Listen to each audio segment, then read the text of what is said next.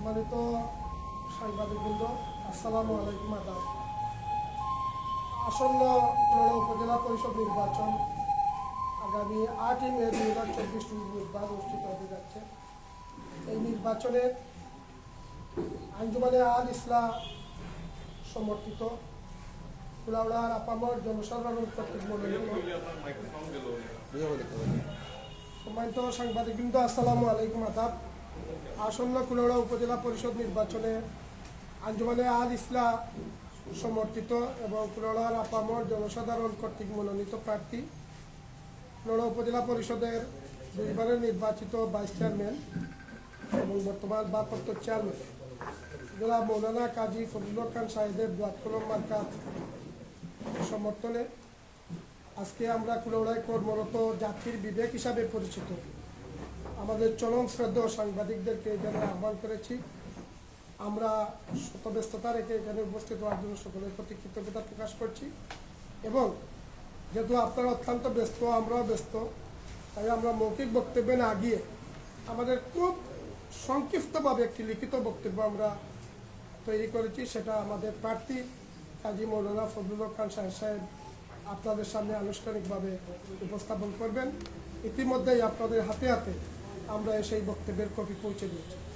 আমি লিখিত বক্তব্য পাঠ করার জন্য অনুরোধ করছি আসন্ন কুলাউড়া উপজেলা পরিষদ নির্বাচনে চেয়ারম্যান পদপ্রার্থী, গণমানুষের প্রার্থী, দোয়াত কলমের প্রার্থী জনাব মৌলানা কাজী ফজলুল খান সাহেব। আসসালামু আলাইকুম। আদাব। সম্মানিত সাংবাদিকবৃন্দ, শত ব্যস্ততার মধ্যেও আমার আহ্বানে সাড়া দিয়ে উপস্থিত হওয়ার জন্য সকলের প্রতি কৃতজ্ঞতা প্রকাশ করছি। শ্রদ্ধেয় সম্মানিত সাংবাদিকবৃন্দ, আপনারা নিশ্চয়ই অবগত আছেন আগামী 8 মে 2024 রোজ বুধবার কুলাউড়া উপজেলা পরিষদ নির্বাচন। সেই নির্বাচনে আমার সংগঠন বাংলাদেশ আঞ্জুমানে আল ইসলামের পক্ষ থেকে এককভাবে এবং এই এলাকার জনগণের মতামত নিয়ে আমাকে উপজেলা চেয়ারম্যান পদে প্রার্থী করা হয়েছে। আমার মার্কা হচ্ছে দোয়াত কলম। সম্মানিত সাংবাদিকবৃন্দ, আমি বিগত দুইবার 22 মাসে এই এলাকা নির্বাচন করেছি। জনগণের স্বতঃস্ফূর্ত সাড়ার মাধ্যমে এবং বিশাল ভোটের মাধ্যমে আমাকে দুইবার তারা বিজয়ী করেছিলেন। নির্বাচনে বিজয়ী হওয়ার পর থেকেই আপনারা আমাকে আপন মনে করে সহযোগিতা করেছেন। আমাদের আন্তরিক সুবিধা থাকার কারণেই সকল প্রতিকূল পরিস্থিতি মোকাবেলা করে আমি নির্বাচিত হয়েছিলাম। এই জন্য আমি আপনারা সহ আমার প্রাণপ্রিয় কুলাউড়াবাসীর প্রতি কৃতজ্ঞতা প্রকাশ করছি। শ্রদ্ধেয় সাংবাদিকবৃন্দ, বিগত 10 বছর ভাইস চেয়ারম্যানের পাশাপাশি একাধিকবার ভারপ্রাপ্ত চেয়ারম্যানের দায়িত্ব পালন করেছি। আমার দায়িত্ব পালনকালে আমি চেষ্টা করেছি সততা, দক্ষতা, কর্মনিষ্ঠতার মধ্যে দিয়ে সাধারণ মানুষের কল্যাণে কাজ করার। ইচ্ছা থাকার পরেও পর্যাপ্ত উন্নয়ন কর্মকাণ্ড করতে পারিনি। কারণ আপনারা নিশ্চয়ই জানেন যে ভাইস চেয়ারম্যানের পদ একটি অলংকারী পদ। পদের দিক দিয়ে বড় হলেও আর্থিক ক্ষমতার দিক দিয়ে খুব ছোট। বর্তমানে আর্থিক ক্ষমতা সহ ভারপ্রাপ্ত চেয়ারম্যান দায়িত্ব পাওয়ার পর আমার নিকট প্রতিপাদন হয়েছে যে আন্তরিক ইচ্ছা ও সৎ থাকলে চেয়ারম্যান হিসাবে কুলাউড়াবাসী হিসাবে উন্নয়নে কাজ করার জন্য সুযোগ রয়েছে। তাই আমার প্রিয় কুলাউড়াবাসী সার্বিক উন্নয়নে দৃশ্যমান কাজ করার প্রত্যয় নিয়ে আমার সংগঠন আঞ্জুমানে আল ইসলাম সহ সর্বস্তরের মানুষের মতামত ভিত্তিতে আমি চেয়ারম্যান পদে প্রার্থী হয়েছি। অতীতের ন্যায় আগামীতেও আমি আপনাদের সাহায্য সহযোগিতা কামনা করছি। সম্মানিত সাংবাদিকবৃন্দ, এই কুলাউড়া উপজেলায় আমি সহ চারজন প্রার্থী আমরা প্রতিষ্ঠা করছি। ক্ষমতাসীন দলের সাধারণ সম্পাদক সহ এখানে 4 জন প্রার্থী আমরা প্রতিষ্ঠা করছি। কুলাউড়া আবাল বৃদ্ধ বনিতা সর্বস্তরের মানুষের দোয়াত কলমের পক্ষে ঐক্যবদ্ধ হয় দোয়াত কলমের একটা গণজাগরণ সৃষ্টি হয়েছে। প্রতিপক্ষ প্রার্থীরা এই গণজোয়ার দেখে আমার সাথে ভোটে পারবে না বুঝে নানাভাবে অপপ্রচারে লিপ্ত রয়েছে। বিশেষ করে ভোট সেন্টার দখল, গণনায় কারচুপি সহ বিভিন্ন কৌশলে আমার বিজয় চিনিয়ে নেওয়ার হুমকি দিচ্ছেন। সরকারের প্রতিশ্রুতি অনুযায়ী একটি অবাধ, সুষ্ঠু, প্রভাবমুক্ত নির্বাচন হবে বলে আমি আশাবাদী। সেক্ষেত্রে প্রতি সেন্টারে র্যাব, বিজিবি সহ অতিরিক্ত নিরাপত্তা নিশ্চিত ও ঝুঁকিপূর্ণ কেন্দ্রসমূহে সর্বকালীন ম্যাজিস্ট্রেট নিয়োগের জোর দাবি জানাচ্ছি এবং জাতির বিবেক হিসাবে প্রতি বুথ কেন্দ্রে আপনাদের উপস্থিতি ও বাস্তবতা প্রকাশে সত্যের পক্ষে ভূমিকা রাখার অনুরোধ করছি। অবাধ, সুষ্ঠু ও প্রভাবমুক্ত নির্বাচন হলে দোয়াত কলম মার্কা বিজয় সুনিশ্চিত ইনশাআল্লাহ। শ্রদ্ধেয় সাংবাদিকতার পাশাপাশি আপনারা সবাই কুলাউড়ার সচেতন নাগরিক।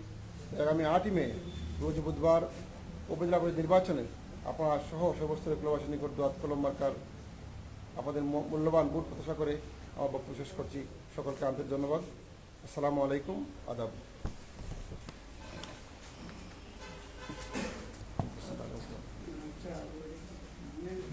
লিখিত বলতে একটা জিনিস উল্লেখ করছেন যে ভোট সেন্টার দখল কারচুপি বা হুমকি দেন এই ব্যাপারে রিটার্নিং অফিসার নির্বাচন কমিশনের কাছে কোনো আবেদন লিখিত বা এমনি কোনো আবেদন দিচ্ছেন কিনা?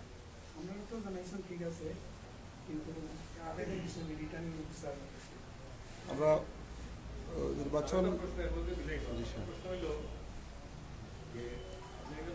ঝুঁকিপূর্ণ কেন্দ্র, কয়টা ঝুঁকিপূর্ণ কেন্দ্র আপনার কাছে মনে হয়েছে এটা উল্লেখ করছিলেন?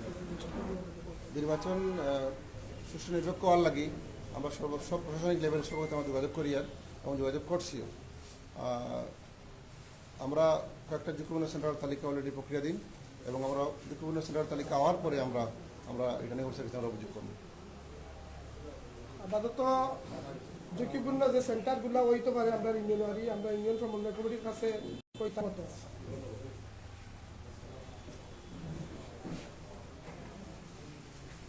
আপনার কোনো কর্মীরা কোনো হুমকি দাম এই ধরনের কোনো ঘটনা আছে?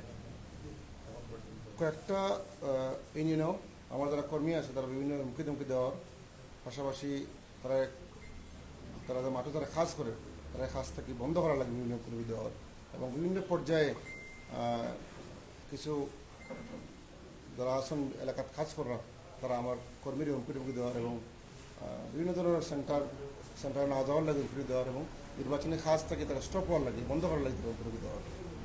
এবং এটা আমাদের কিছু ডকুমেন্ট আমার কাছে আছে, আমরা অত সময় আমরা অভিযোগ দেওয়ার ক্ষেত্রে এটা আমরা উপস্থাপন করব।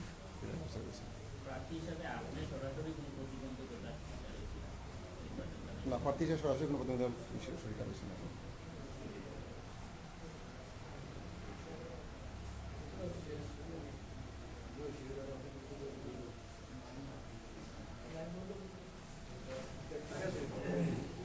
প্রশ্ন নাই তো? প্রশ্ন আছে?